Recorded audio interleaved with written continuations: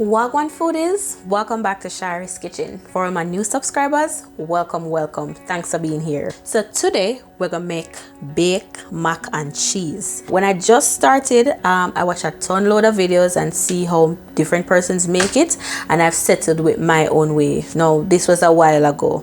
I've made this recipe ton loads of time when we have family gathering and sometimes even just on a regular Sunday. So I've decided to share the recipe with you and I hope you enjoy it. First of all, you're going to need some elbow pasta. You're going to need some whole milk, any whole milk. You're going to need cheese. It's baked macaroni and cheese. So you know cheese is one of the star component for this dish. All right.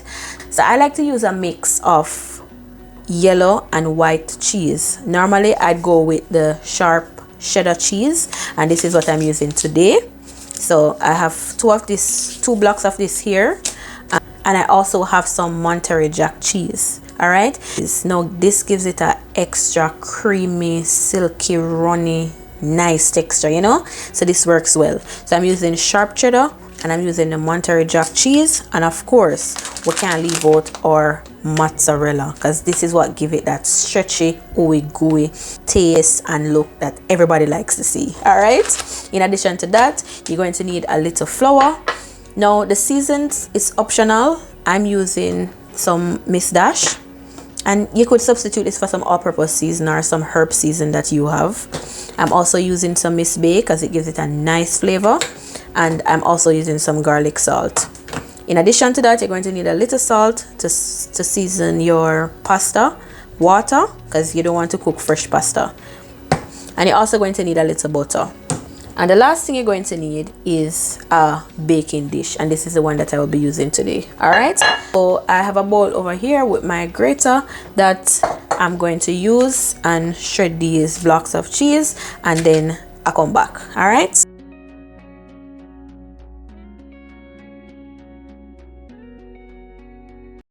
So foodies, I've finished grating my cheese. Now I have my pot of water here boiling away, so it's ready. We're just going to go ahead and salt this water before adding our pasta. So we're just going to add our pasta in right now. There we go. And then we're going to give this a nice mix because we don't want our pasta sticking together. All right. So here what we're going to do for the pasta, we're only going to cook this for 6 minutes because we want them to be cooked but still firm. So put your timer on 6 minutes and then we'll come and strain it. In the meantime, let's continue working on our sauce. Okay, foodies, so first you're going to start by turning your flame to medium heat. Then we're going to add some butter in our pot. Okay, just spin that around until it's all melted nicely. That will take like a couple seconds. Then you're going to go ahead and add some flour. Now I'm going to use a whisk. If you don't have a whisk, you can always use a fork, but it's best to use a whisk and mix around the flour in the butter until it looks something like this. Now it may look a little crumble right now, but not to worry. We're going to add our milk gradually until this is all smooth out, until there's no more crumble and everything is looking smooth and nice. So not to worry, just ensure that you're whisking as you go along. All right, and so you can already see the clumps of flour. You can see it's breaking down because we're gradually adding the milk and we're mixing, and our heat is on medium. It's not blazing hot. So now it's looking beautiful, just the way you want it to be. All right. Okay foodies, so let's add some flavor to this sauce before we add our cheese. So I just added my Miss Dash, now my garlic salt, and then my Old Bay seasoning, and I showed you all these in the beginning. All right, so you're going to give that a nice mix. You can even go ahead and give it a taste if you want at this point. I almost forget, but we're also going to add our paprika. And I'm using my smoked paprika, which will give it a nice taste and also a beautiful color. All right, So give this a final mix. As I said, you can taste it if you want and adjust it to your preference. Okay, so we're gonna leave this for 30 seconds while we work on our pasta, and then we come back. Okay, so I've just strained my pasta.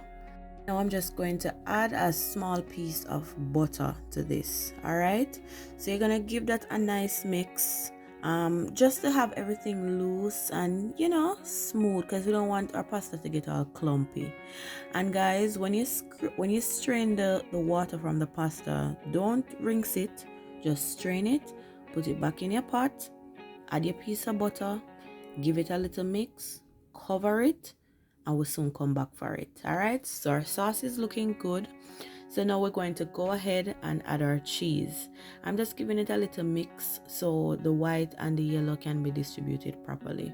All right, so we're going to add our cheese gradually, and at this point you want to turn your flame down on low, okay, and add your cheese gradually. Remember, we're not going to add all of it because we have to save some for the topping. All right, and now you're going to work those biceps, and you're going to mix in all this cheese inside this beautiful sauce. Everything should be smooth, velvet, and nice. Okay, so we're going to add our mozzarella right now. I didn't add it in that bowl. We're going to add them now that everything is smooth and coming along nicely. And so this mozzarella is what going to give it that nice stretch, that nice, you know, that effect that everybody likes to see with their mac and cheese. You see what I'm saying? It's already starting to do that. So mix this properly. Make sure all the cheese is melted nicely before you add in your pasta. All right, foodies, so now we're just gonna go ahead and add our pasta.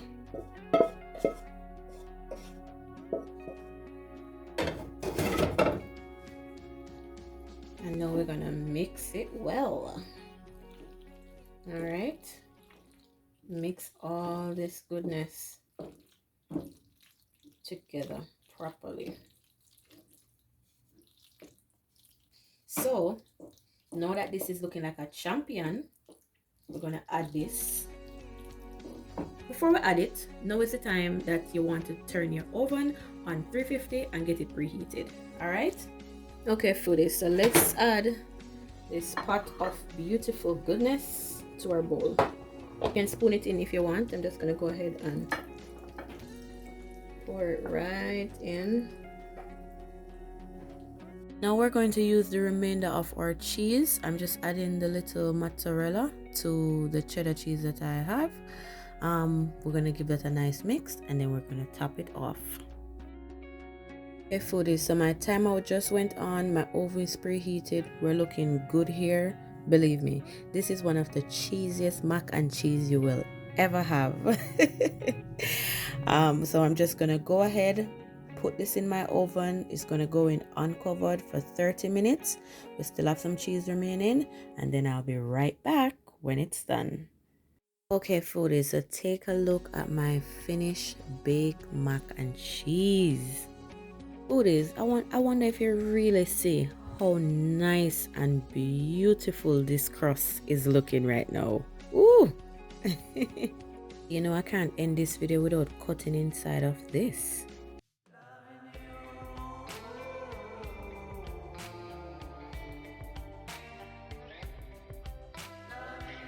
Foodies, I really hope you enjoyed this video as much as I enjoyed filming it for you guys.